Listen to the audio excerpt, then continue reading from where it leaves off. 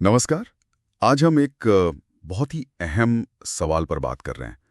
Press की आज़ादी और विधायिका के अपने नियम कायदे, इनके बीच का जो तनाव है वो कहाँ तक जाता है। ये लोकतंत्र के दो मजबूत स्तंभों की कहानी है और इसे समझने के लिए हम देख रहे हैं सुप्रीम कोर्ट का एक पुराना मगर बहुत महत्वपूर्ण फैसला 1958 का। पंडित MSM शर्मा बनाम श्री श्री कृष्ण सिन्हा। सवाल बड़ा सीधा सा था, क्या कोई अखबार विधानसभा की कार्यवाही का वो हिस्सा छाप सकता है जिसे स्पीकर ने कहा हो कि इसे रिकॉर्ड से निकाल दो? क्या ऐसा करना विधायिका के विशेषाधिकार का उल्लंघन माना जाएगा? चलिए इसी को समझते हैं आज। तो हुआ ये कि पटना का एक अखबार था सर्चलाइट, उसके संपादक थे पंडित शर्मा। उन्होंने बिहार विधानसभा में सदस्य ने जो भाषण दिया था उसे लगभग पूरा का पूरा छाप दिया जी। और इसमें वो बातें भी शामिल थीं जिन्हें स्पीकर ने कार्यवाही से मतलब रिकॉर्ड से हटाने का आदेश दे दिया था। अच्छा। हाँ, और बस यहीं से सारा मामला शुरू हुआ। बिहार विधानसभा की जो विशेषाधिकार समिति होती है, प्रिविलेज कमेटी, उसने इसे सीधे सीधे सदन का और स्पीकर का अपमान माना, विशेषाधिकार का हनन। और फिर नोटिस वगैरह भेजा होगा? बिल्कुल।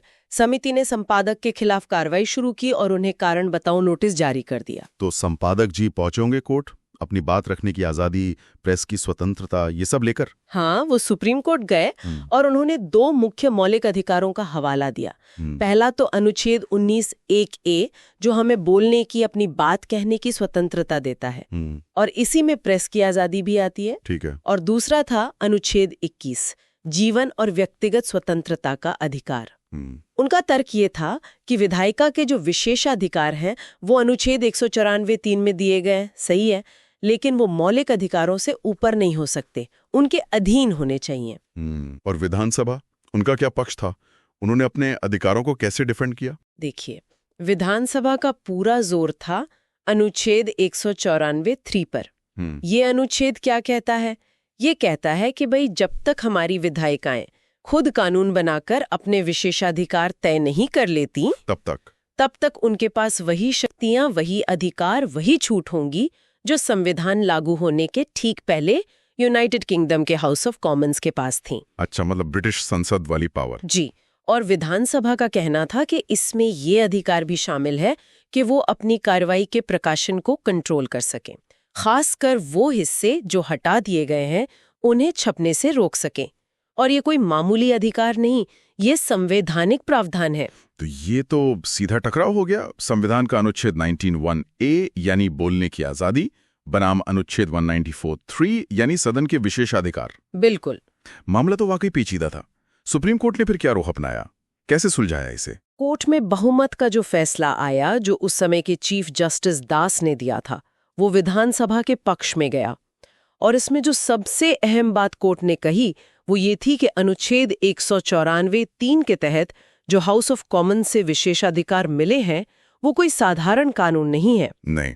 तो फिर कोर्ट ने कहा कि वो खुद संवैधानिक कानून का दर्जा रखते हैं, कॉन्स्टिट्यूशनल लॉ का हिस्सा है वो। हाँ। इसलिए आप उन्हें अनुच्छेद 13 के तहत ये कहकर खारिज नहीं कर सकते कि वो मौलिक अधिकारों का उल्लंघन करते हैं। ओ, यानी जब अनुच्छेद 19(1)(a और 194(3) में सीधी टक्कर हुई तो इस केस में कोर्ट ने विधायिका के विशेषाधिकार को तरजीह दी, प्राथमिकता दी। हाँ, इस विशिष्ट मामले के संदर्भ में तो यही हुआ। कोर्ट ने कहा कि संविधान लागू होने के टाइम पे यूके हाउस ऑफ कॉमन्स के पास अपनी कार्यवाही के प्रकाशन को रेगुलेट करने का, उसे नियंत्रित करने का विशेषाधिकार था। तो वही अधिकार भारत की विधानसभाओं को भी मिला है। इसलिए बिहार विधानसभा संपादक के खिलाफ कार्रवाई कर सकती थी। कोर्ट ने एक और बात साफ की कि सदन के अंदर की जो प्रक्रियाएं हैं, जैसे मान लीजिए समिति ने रिपोर्ट देने में देर कर दी या कुछ और, ये सब सदन का अपना आंतरिक मामला है। और ये तय करना भी सदन का ही काम है कि असल में विशेषाधिकार का हनन हुआ भी है या नहीं। बिल्कुल, कोर्ट इसमें दखल नहीं देगी। लेकिन क्या सभी जज सहमत थे इस फैसले से? कोई अलग राय भी थी? हाँ, यहीं पर जस्टिस सुब्बा राव का बहुत महत्वपूर्ण असहमतिपूर्ण निर्णय आता है, डिसेंटिंग ओपिनियन जिसे कहते हैं। उनका नजरिया बिल्कुल अलग था। क्या कहा उन्होंने? जस्टिस सुब्बा राव का मानना था कि अनुच्छेद 194(3) को अकेले में नहीं पढ़ा जाना चाहिए, उसे मौलिक अधिकारों, खासकर अनुच्छेद 19(1)(a के साथ सामंजस्य बिठाकर, हार्मोनाइज करके पढ़ना चाहिए। उनके हिसाब से मौलिक अधिकार सर्वोच्च हैं, फंडामेंटल राइट्स आर पैरामाउंट। उन्होंने तर्क दिया कि सोचिए, अगर विधायिका खुद कोई कानून बनाकर अपने विशेषाधिकार तय करती तो वो कानून तो मौलिक अधिकारों के दायरे में आता ना, अनुच्छेद 13 के तहत उसकी समीक्षा हो सकती थी। हाँ, बिल्कुल। तो फिर जो विशेषाधिकार हमने सीधे ब्रिटेन से उधार लिए हैं, वो मौलिक अधिकारों से ऊपर कैसे हो सकते हैं?